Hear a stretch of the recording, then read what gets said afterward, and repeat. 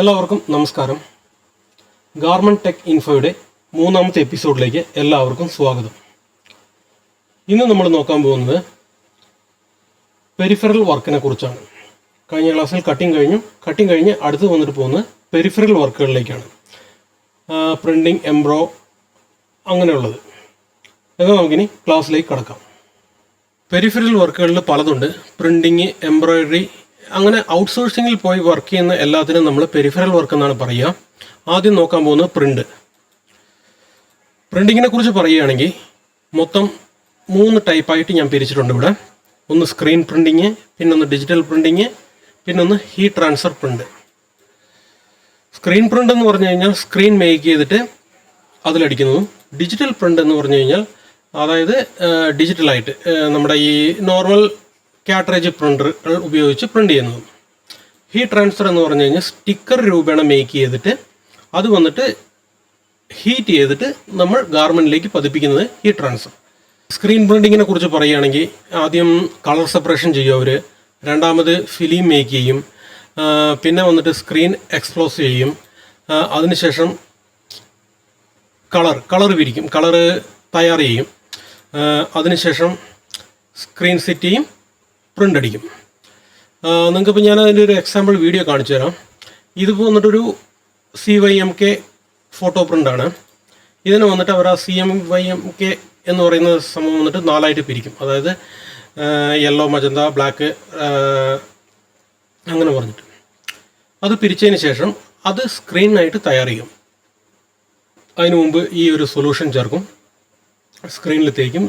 അത് വന്നിട്ട് എല്ലാം മൈക്രോ ഡോട്ടിലുള്ള ഹോളിലുള്ള സ്ക്രീൻ ആയിരിക്കും. അത് അതിൽ തേച്ചിട്ട് ഇത് പിടിക്കും. എന്നിട്ട് നമുക്ക് വേണ്ട ആ ഡിസൈൻ വന്നിട്ട് ആ സ്ക്രീനിൽ തേച്ചിട്ട് അതൊരു ഹീറ്റ് ലൈറ്റ് കൂടെ പാസ് ചെയ്തിട്ട് അതിനെ എടുക്കും. അപ്പോൾ അതൊരു ഹോളായിട്ട് നമുക്ക് കിട്ടും. മറ്റേ ആ ഡിസൈനുള്ള സ്ഥലം മാത്രം ഹോളാവും. എന്നിട്ട് പ്രിൻ്ററിൽ വെച്ച് അടിക്കാൻ തുടങ്ങും. ഇത്രയേ ഉള്ളൂ സ്ക്രീൻ പ്രിൻറ്റിനെ കുറിച്ച് പറയുകയാണെങ്കിൽ. ഇത് മാനുവലായി അടിക്കുന്നത്. ഇതേപോലെ ഓട്ടോമാറ്റിക് മെഷീനുണ്ട്. ഇത് ടേബിൾ പ്രിൻ്റ് എന്ന് പറയും. അതായത് ടേബിൾ പ്രിൻ്റ് എന്തിനാണ് അധികം യൂസ് ചെയ്യാന്ന് വെച്ച് കഴിഞ്ഞാൽ നമുക്ക് സാധാരണ പിഗ്മെൻറ്റ് പ്രിൻ്റ് എന്ന് പറയും. അതായത് വൈറ്റ്, ലൈറ്റ് കളർ, ഡാർക്ക് ഗാർമെൻറ്റ്സിൽ വന്നിട്ട് പ്രിൻ്റ് അടിക്കുന്നതിന് പിഗ്മെൻറ്റ് പ്രിൻ്റ് എന്ന് പറയും. ഇത് മാക്സിമം ടേബിളിലിട്ടായിരിക്കും അടിക്കുക. കാരണം എന്താണെന്ന് വെച്ച് കഴിഞ്ഞാൽ ഇതിൻ്റെ കളർ ഡെൻസിറ്റി വന്നിട്ട് ആ വെള്ളം പോലെ ആയിരിക്കും എൻ്റെ മഷി ഉണ്ടാകുക. അതുകൊണ്ട് അധികം ഡെൻസിറ്റി ഉണ്ടാവില്ല. അതുകൊണ്ടാണ് അത് ടേബിളിൽ അടിക്കുന്നത്. ഇതും ടേബിൾ പ്രിൻ്റ് തന്നെയാണ്. പക്ഷേ ഇത് അഡ്വാൻസ് മോഡൽ ഗ്ലാസ് ടേബിൾ എന്ന് പറയും. ഇതിൽ നമ്മൾ പ്രിൻ്റ് അടിച്ചു കഴിഞ്ഞ് കഴിഞ്ഞാൽ ഇത് വന്നിട്ട് ഓട്ടോമാറ്റിക്കായിട്ട് ഇതിനുള്ളിൽ ഫ്ലാഷ് ഉണ്ട്, അതായത് ഹീറ്ററുണ്ട്. അതങ്ങനെ ഉണക്കി കൊണ്ടുപോകും. മറ്റത് അങ്ങനെയല്ല, ഉണങ്ങിയതിന് ശേഷമേ നമ്മൾ ആ ടേബിളിൽ നിന്ന് എടുക്കാൻ പറ്റുള്ളൂ.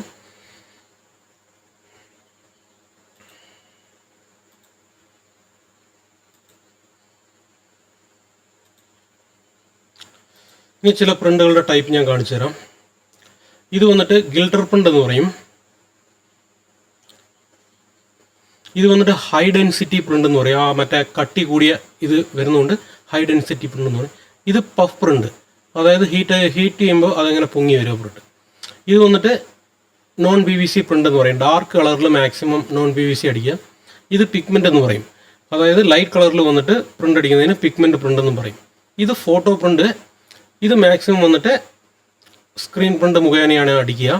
ബെസ്റ്റ് വന്നിട്ട് ഓട്ടോമാറ്റിക് മെഷീൻ ആയിരിക്കും ഇതടിക്കാൻ നല്ലത്. ഇത്രയേ ഉള്ളപ്പോൾ പ്രിൻറ്റിനെ കുറിച്ച്. ഞാൻ ഇനിയും ചെയ്യുന്നതാണ്. ഓരോ പ്രിൻ്റ് വരുമ്പോഴും അതിൻ്റെ ഡീറ്റെയിൽ ആയിട്ടുള്ള ക്ലാസ് അല്ല, ഞാൻ വീഡിയോ ചെയ്തിട്ട് ഷോർട്സ് രൂപേനയോ ഇല്ല വീഡിയോ രൂപേനയോ ഞാൻ അപ്ലോഡ് ചെയ്യാം. ഡിജിറ്റൽ പ്രിൻ്റാണ് ഇത്. ഡിജിറ്റൽ പ്രിൻ്റ് എന്ന് പറഞ്ഞു കഴിഞ്ഞാൽ നമ്മൾ തുണി വിരിച്ചു കൊടുക്കുന്നു, അത് കാട്രേജ് മുഖേന അടിക്കുന്നതാണ് ഡിജിറ്റൽ പ്രിൻ്റ്. ഇതെന്ത് ചെയ്യാം, വെറുതെ പ്രിപ്പറേഷൻ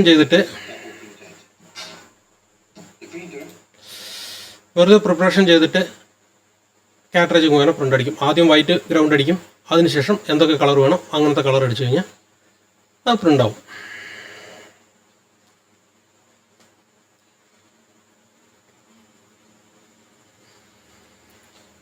ഇതൊക്കെ ഡിജിറ്റൽ പ്രിൻ്റാണ്. ഒക്കെ കാട്രേജാണ്. വൈറ്റ് ബേസ് അടിച്ചതിന് ശേഷം അതിൻ്റെ മേലെ കളർ അടിക്കും. കാരണം വൈറ്റ് ബേസ് അടിച്ചില്ലെങ്കിൽ നമ്മൾ ഡാർക്ക് കളറിലൊന്നും അത് വിസിബിൾ ആകത്തില്ല. അതാണ് അതിൻ്റെ സീക്രട്ട്. ഇത് മാത്രമല്ല പല വിധത്തിലുള്ള ഹെഡുള്ള മെഷീൻസ് ഉണ്ട്. ടേബിളിൽ വയ്ക്കുന്ന പോലെ ഉണ്ട്, അങ്ങനെ പല വിധേന ഉണ്ട്. ഞാനിപ്പോൾ ഒരു എക്സാമ്പിളിൽ ഒരു മെഷീൻ എടുത്തിട്ടൊന്നും മാത്രമേ ഉള്ളൂ. പിന്നെ ഹീറ്റ് ട്രാൻസ്ഫർ എന്ന് പറഞ്ഞു കഴിഞ്ഞാൽ അത് വന്നിട്ട് ആദ്യം വന്നിട്ട് സ്റ്റിക്കർ രൂപേണ റെഡി ചെയ്യും. റെഡി ചെയ്തിട്ട് നമുക്ക് വരും. എന്നിട്ട് ആ സ്റ്റിക്കർ നമ്മൾ ഹീറ്റ് മുഖേന ഫ്യൂസ് ചെയ്ത് ഒട്ടിക്കും. അതെങ്ങനെയാണെന്ന് വെച്ച് കഴിഞ്ഞാൽ എടുക്കുന്നു, ഹീറ്റ് ചെയ്യുന്നു, ഒട്ടിക്കുന്നു. ഇത് ഓട്ടോമാറ്റിക് മെഷീനാണ്. അതല്ലെങ്കിൽ മാനുവലായിട്ട് നമ്മൾ ആ പ്ലേസ്മെൻറ്റിൽ വെച്ച് അടിക്കേണ്ടി വരും. അതിനുള്ള ടൈമിംഗ് ഉണ്ടാവും. ഇതൊക്കെ സ്റ്റിക്കർ ഉണ്ടാക്കുന്നവർ തന്നെ അതിൻ്റെ ടൈമിംഗ് ഒക്കെ നമുക്ക് പറഞ്ഞു തരും. ഇത്ര സെക്കൻഡ്, ഇത്ര ഹീറ്റ്, ഇത്ര ടെമ്പറേച്ചർ വേണം എന്നൊക്കെ പറഞ്ഞു തരും.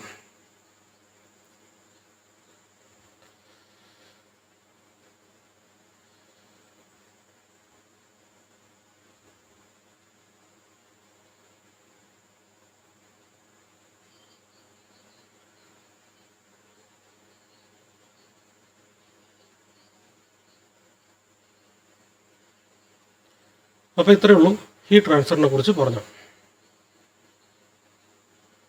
അടുത്ത് എംബ്രോയ്ഡറിയാണ്. എംബ്രോയ്ഡറി നമുക്കറിയാം, എപ്പോഴും പോലെ പ്ലേസ്മെൻറ്റ് എംബ്രോയ്ഡറി ഉണ്ടാവും, പിന്നെ ആൾ ഓവർ പ്രിൻ്റ് എംബ്രോയ്ഡറി ഉണ്ടാവും, പിന്നെ ഹാൻഡ് എംബ്രോയ്ഡറി ഉണ്ടാവും. ഹാൻഡ് എംബ്രോയ്ഡറി എന്ന് പറഞ്ഞു കഴിഞ്ഞാൽ ഈ സീക്വൻസ് ഒക്കെ വെച്ച് ചെയ്യുന്നതായിരിക്കും ഹാൻഡ് എംബ്രോയ്ഡറി.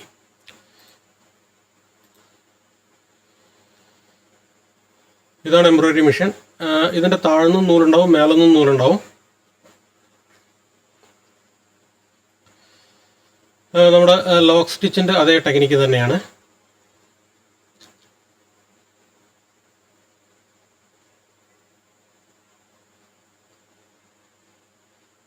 ഒമ്പത് ഹെഡുള്ള മെഷീനുണ്ട്, 12 ഹെഡുള്ള മെഷീനുണ്ട്. അതായത് 9 നൂലിടാം, 12 നൂലിടുന്ന പോലെ മെഷീനൊക്കെ ഉണ്ട്.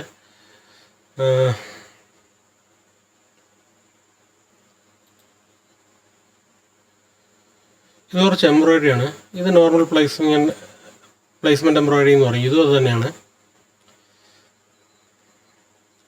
ഇതൊരു എംബ്രോയ്ഡറിയാണ്.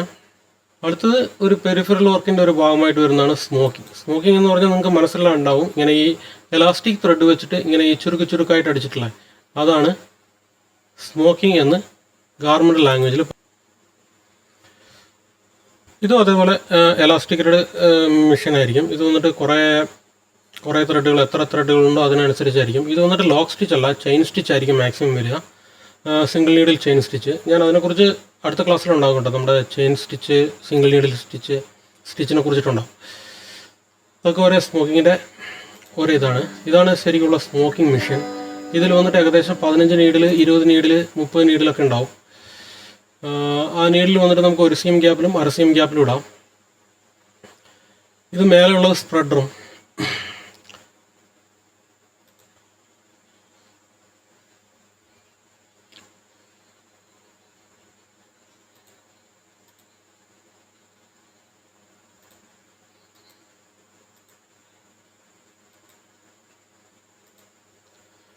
ഇതാണ് ഇപ്പോൾ സ്മോക്കിംഗ്.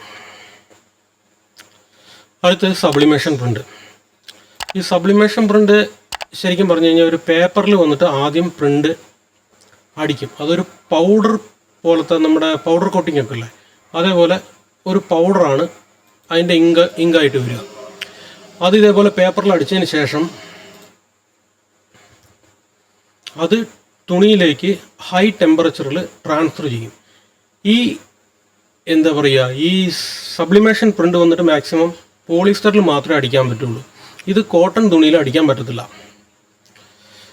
നമ്മുടെ ഈ സ്പോർട്സ് ജേഴ്സി ഒക്കെ കണ്ടിട്ടുണ്ടാവുമല്ലോ, അതിലൊക്കെ ഇത് അടിക്കുള്ളൂ.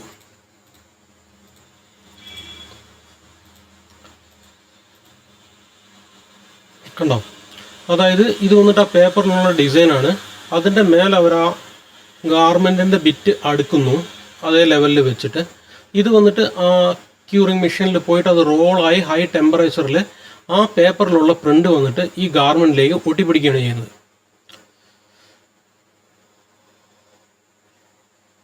അങ്ങനെ ആക്ച്വലി ഇത് പ്രിൻ്റാണെന്ന് തന്നെ നമുക്ക് തോന്നില്ല. അതായത് തുണീൻ്റെ കൂടെ നെയ്ത് പോലെ ഉണ്ടാവും. ഇത് അത്രയും അക്യൂറേറ്റായിരിക്കും.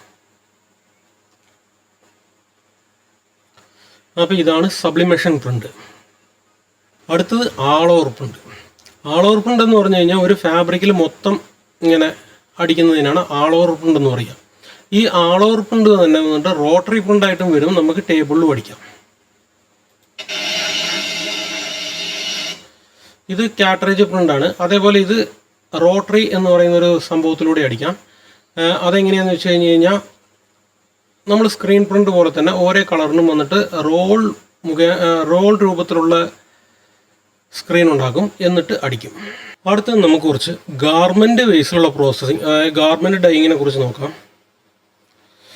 ഗാർമെൻറ്റ് ഡൈയിൽ കുറേ തരങ്ങളുണ്ട്. ഡിപ്പ് ഡൈ ഉണ്ട്, ടൈ ആൻഡ് ഡൈ ഉണ്ട്, ബാറ്റിക് പ്രിൻ്റ് ഉണ്ട്, അങ്ങനെ കുറേ പ്രിൻ്റുകളുണ്ട്. ഇതിൽ എനിക്ക് കിട്ടിയ കുറച്ച് ഞാൻ നിങ്ങൾക്ക് പരിചയപ്പെടുത്തി തരാം. ഇത് വന്നിട്ട് ടൈ ആൻഡ് ഡൈ എന്ന് പറയും.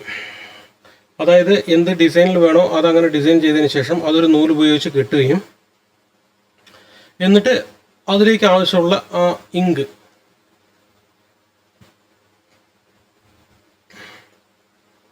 ഡൈസ് ഒഴിക്കുകയും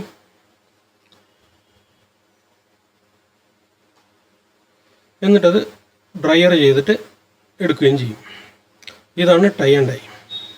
ഇത് ടൈ ആൻഡ് ഡൈ തന്നെ, പക്ഷേ ഇതിന് വന്നിട്ട് ടൈ സ്ട്രൈപ്സ് എന്ന് പറയും. അതായത് സ്ട്രൈപ്പായിട്ടുണ്ടാവും. ഇതും അങ്ങനെ കെട്ടിയിട്ട് ആ വേണ്ടാത്ത സ്ഥലത്ത്, കളർ വേണ്ടാത്ത സ്ഥലത്ത് ഒരു പ്ലാസ്റ്റിക് കവർ ഉപയോഗിച്ച് കെട്ടുകയും എന്നിട്ട് ഇതടിക്കും. ഇത് സ്ട്രൈപ്സ് പ്രിൻ്റ് എന്ന് പറയും. പറയാൻ തോന്നുന്നു.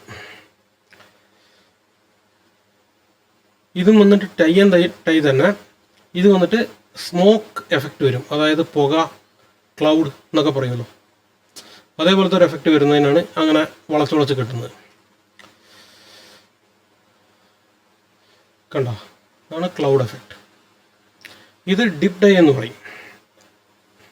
അതായത് നമുക്ക് ആവശ്യമുള്ള ഭാഗത്ത് മാത്രം ഇങ്ങനെ മുക്കി കളർ മുക്കിയിട്ട് എടുത്തിട്ട് അങ്ങനെ അത് ഹാങ് ചെയ്ത് ഉണക്കാനിടും. ഇതിൻ്റെ പേരാണ് ഡിപ്പ് ഡൈ എന്ന് പറയുക.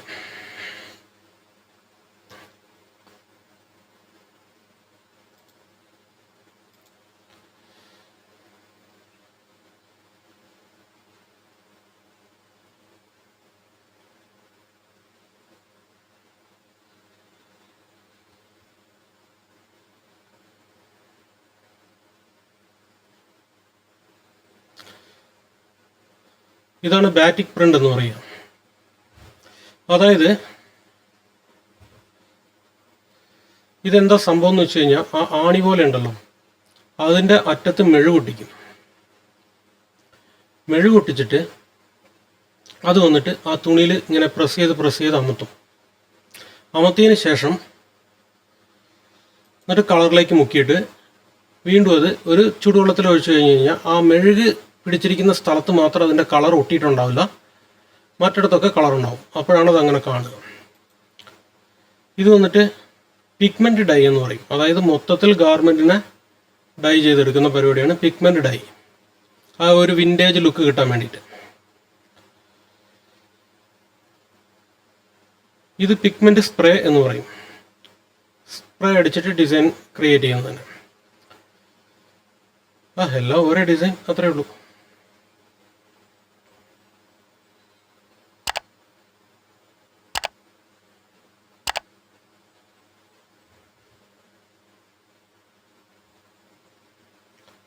അങ്ങനെ പിഗ്മെൻറ്റ് സ്പ്രേയും കഴിഞ്ഞോ.